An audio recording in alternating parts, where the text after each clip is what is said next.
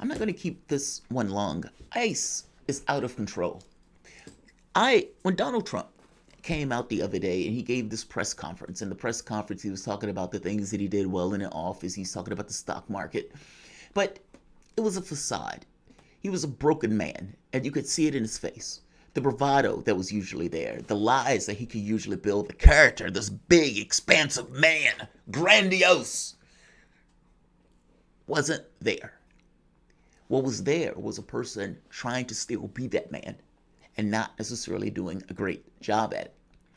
You see that a deflated, broken president that has just failed miserably, that understands and knows when he walks out of the White House carrying his box, there will be people laughing and pointing and chest stomping and running around.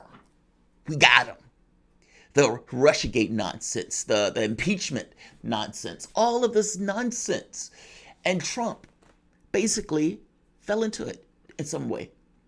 In some part, there was fighting back against it, but in other parts, Trump didn't do himself any favors. The building the wall, leaving the people without their jobs for all of that time. The trade wars that he started that ended up gutting the Midwest when China basically targeted their issue towards his heartline, the people who he needed to actually win that race. The COVID-19 deaths, his focus on the economy as opposed to dealing with the real people. And ICE, the border patrol that he was using, the people he was throwing out of the country, the camps that he was keeping in those unsanitary conditions, and the agents that he would have going into various places, rounding up children, adults, and kicking them out of the country.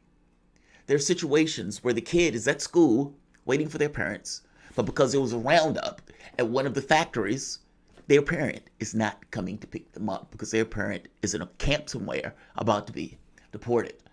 These are people who, for the most part, weren't necessarily doing anything wrong other than not necessarily having a piece of paper. Even the elimination of DACA in and of itself was just punitive. This stuff was being done for campaign reasons. And ultimately, now, Donald Trump is still using ICE as this kind of Gestapo force in order to round up and expel immigrants. And he's upped it a notch because he's using COVID as a reason and a justification to get around U.S. law. A judge passed a ruling that basically told ICE, filed an injunction, 33 immigrant kids that came here, keep them here. You cannot deport those kids. ICE did it anyway. Think about that. A judge with all of the authority in the world in this particular situation says, don't do it. And ICE, the kids in the plane, takes off anyway. Welcome to the soapbox.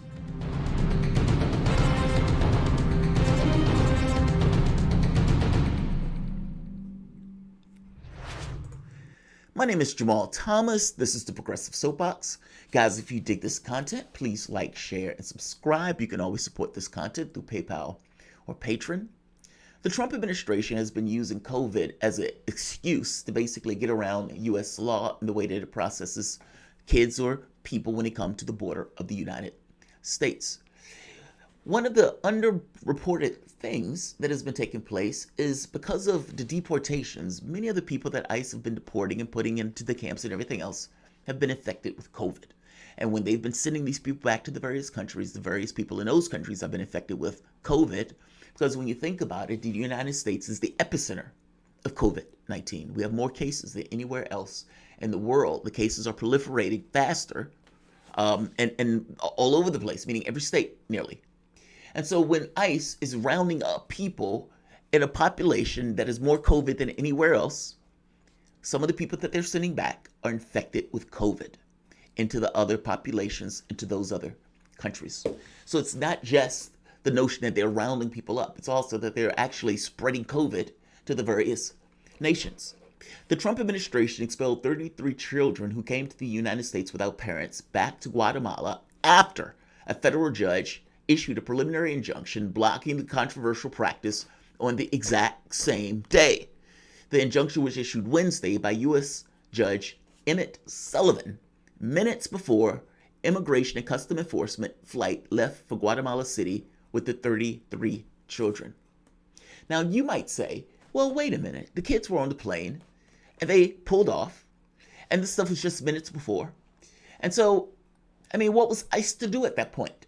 They were in the air, and the moment that you're in the air, the plane has no capacity, no ability to turn back around. It has no capacity, no ability to radio. They have no phones. They have no... Of course they do. They have all of those things. They have all the ability in the world to turn that plane back around. And by the way, just because they're on the plane, they are not in the custody of the other country until they leave that plane, until those kids are put into the custody. Meaning the deportation process is not just putting them on the plane. The deportation process is putting them on the plane, flying them to the place, and handing them over to whoever is going to be in the other country. That didn't happen. Meaning, they were still in ICE custody when ICE found out about that ruling. And at any point along that process, ICE could have turned the plane around, and they did not have to actually finish with the deportation. They did this despite the fact that the judge said, don't do it. And them being in the air, or the idea that the ruling happened minutes before they, that doesn't matter at all. Doesn't matter one iota. They basically blew off the ruling of the judge in order to get dump those kids out of the country. So right here, the expulsion of the 33 children happening on the same day as Sullivan's order could force the agency to bring back the children because it violated the judge's decision.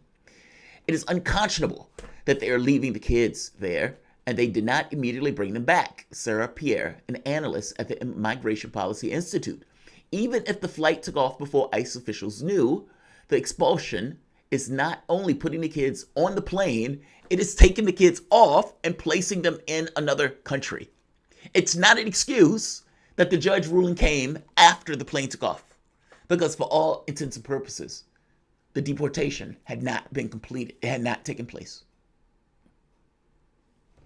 ICE blew off the ruling of that judge.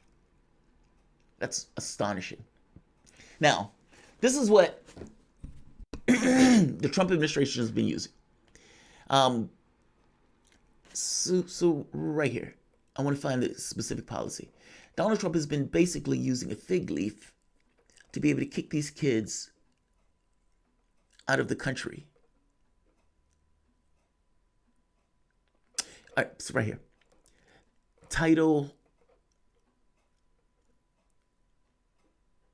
The Trump administration has argued that the current policy is necessary to prevent the spread of COVID cases in the United States. That horse is already out of the barn. If the Title 42 order were undone by the court or the next administration, especially in the midst of the surging pandemic, ICE will be obligated to increase transportation operations, conducting the escorts of individuals and unaccompanied children using commercial airlines and ground transportation as appropriate, the ICE official said. ICE basically wants to keep the entire policy that these guys have now, where they can basically deport kids as they come to the border. Think of it this way. Under normal law, if the kids come to the border unaccompanied, you have to give them the potential for asylum. Currently, we don't. Since March, there were 13,000 kids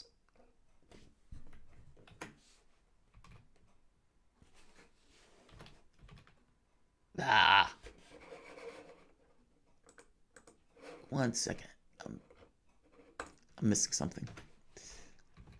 There we are.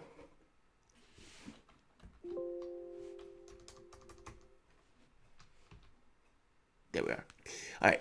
So Homeland Security expelled unaccompanied children from the United States more than 13,000 since March.